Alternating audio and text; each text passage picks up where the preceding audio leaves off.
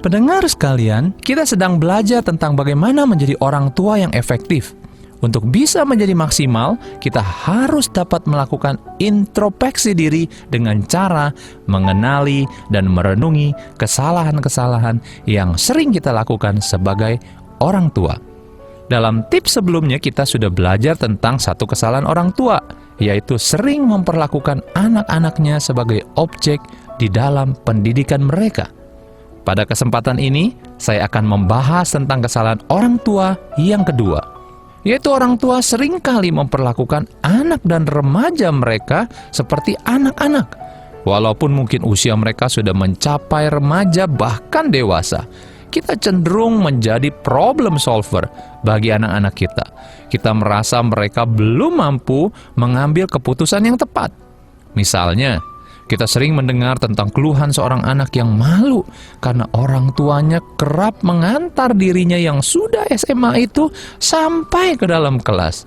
Wow, bukan main. Atau kita pernah mendengar tentang anak-anak yang tidak diberi kesempatan untuk mengemukakan pendapat dalam segala hal karena mereka masih dianggap anak kecil. Sadar atau tidak sadar, mau atau tidak mau, kita harus sadari bahwa anak-anak kita sudah bertumbuh dewasa. Mereka bukan anak-anak lagi, jadi harus diperlakukan sesuai dengan usia pertumbuhan fisiologis dan psikologis mereka. Apalagi biasanya anak-anak dalam masa pertumbuhan, pubertas, akan selalu merasa dirinya sudah dewasa dan ingin diperlakukan sebagai orang dewasa. Apa akibat kalau anak remaja diperlakukan seperti anak-anak? Mereka akan malu.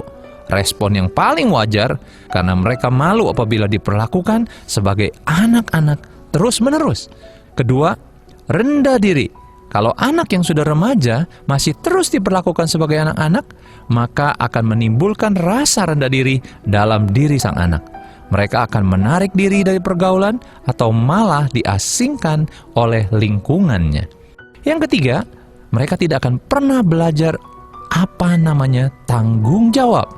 Karena selalu diperlakukan sebagai anak-anak, maka mereka selalu merasa tidak pernah memiliki tanggung jawab atas apa yang dilakukannya. Yang keempat, bahkan mereka mungkin memiliki sikap memberontak. Karena perlakuan orang tua yang dirasakan tidak adil secara terus-menerus, mungkin akan diresponi oleh anak-anak dengan sikap pemberontakannya. Nah, bagaimana caranya kita meresponi pertumbuhan kedewasaan anak dengan baik?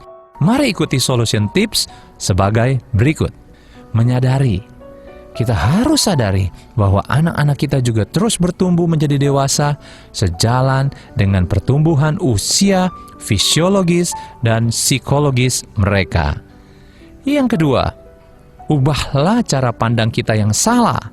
Anak-anak kita sudah bertumbuh dan bertambah dewasa sehingga mereka membutuhkan peningkatan tanggung jawab di dalam kehidupannya.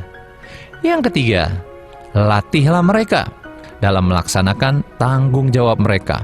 Konsekuensi logis akan menolongnya mengerti bahwa setiap kesalahan pasti dapat membuahkan akibat yang tidak menyenangkan. Latihlah anak-anak kita bertumbuh menjadi dewasa sejalan dengan usia dan tanggung jawabnya.